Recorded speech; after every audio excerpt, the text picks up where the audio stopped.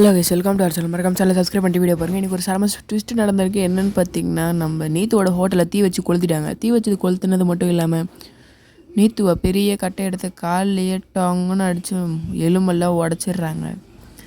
அதை பார்த்துட்டு நீத்து அம்மா ஐயோன்னு கத்தி அழுகுறாங்க. அதுக்கப்புறமா இந்த சைடு பார்த்திங்கன்னா முத்து வந்து வேலையை விட்டு வீட்டுக்கு வந்திருப்பார்.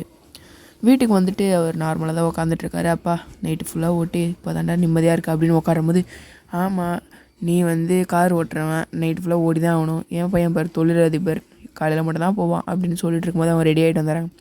போய் சாப்பிட்டு போயிடுறான் மனோஜ் அப்படின்ட்டு அவங்க அம்மா வந்து சொல்கிறாங்க.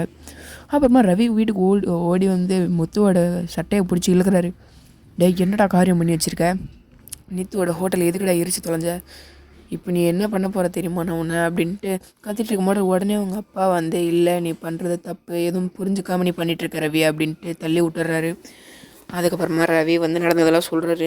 இந்தமாரி அவன் வந்து வீட்டுக்கு போயிட்டு கட்டை எடுத்து நீத்து கல்லி அடிச்சுட்டு அதுக்கப்புறமா ஹோட்டலில் தீ வச்சு எரிச்சிட்டான் அப்படின்னு மனோஜும் கோவப்படுறாரு. ரவியே கோவப்படுற அளவுக்கு நடந்துக்கிறாடா. அப்புறமா மீனா சொல்லுங்க, அந்த மாதிரிலாம் இவர் பண்ணியிருக்க மாட்டார் ரவி, நீங்கள் உங்களுக்கு தான் தெரியும்ல உங்கள் அண்ணன் இப்படி பண்ணுறவரா அப்படின்னு கேட்குறாங்க. அதுக்கப்புறமா வந்து அவரே தூக்கத்தில் இருக்கார். அவரை பிடிச்சி இப்படி ஒரு கேள்வி கேட்டு விட்டுடுறாங்க. முத்து வேற என்னடா இவன் அப்படின்னு தான் இருக்கார். அதுக்கப்புறமா பார்த்திங்கன்னா நீத்து தான் சொல்லியிருந்திருப்பாங்க இந்த மாதிரி ரவிக்கிட்ட, நான் தான் வந்து படுத்துட்டு தூங்கிட்டு இருந்தேன், அந்த நேரத்தில் தான் உங்கள் அண்ணன் வந்து அடிச்சுட்டு காலை உடச்சாரு, தீ வச்சு கொளுத்துனார் அவர் தான் அப்படின்னு சொல்கிறாங்க. போலீஸ் வந்து கேட்கும் போது யாருமே பண்ணல, எதுவுமே ஒரு ஆக்சிடெண்ட் தான் நடந்துருச்சு எங்கள் வீட்டில், தெரியாமல் கேஸ் ஆன் பண்ணிலே தூங்கிட்டேன் அப்படின்னு சொல்லிடுறாங்க.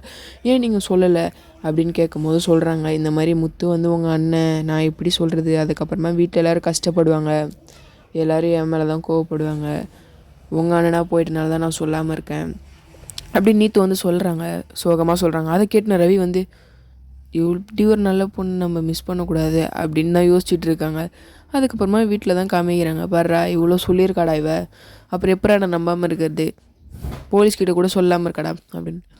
அப்படியே அவர் நல்ல பொண்ணு தான், பட் ஆனால் நீ பண்ணது தப்புடா அப்படின்னு முத்து சொல்கிறாரு. அதுக்கப்புறமா அவர் பண்ணவே இல்லை அப்படின்னு மீனா சொல்லிகிட்டு இருக்கும்போது, இவன் தான் பண்ணியிருக்கான் நீ அப்படின்னு கத்துறாரு. அதுக்கப்புறமா ரவிக்கு வந்து ஃபோன் வருது. யாருன்னு பார்த்தீங்கன்னா நீது தான் ஃபோன் பண்ணுறாங்க. ஃபோன் பண்ணிட்டு கூப்பிட்றாங்க, வாங்க கால் வந்து கொஞ்சம் பெயினாக இருக்குது அப்படின்ட்டு.